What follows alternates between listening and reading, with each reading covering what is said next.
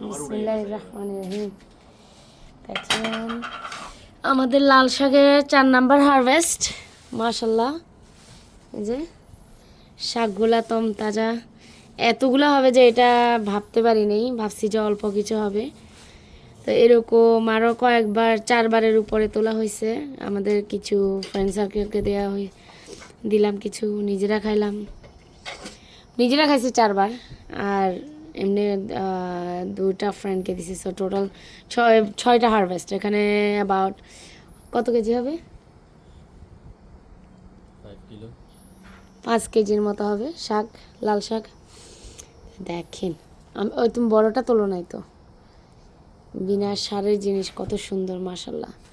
আমাদের ক্ষেতের ভিতরে এখনও আরও আছে, সামনে হয়তো ইনশাল্লাহ আরও এরকম 2-3টা রাউন্ড তোলা যাবে, রাইট? ইনশাল্লাহ। ঠিক আছে, পরে দেখা হবে। আল্লাহ হাফেজ।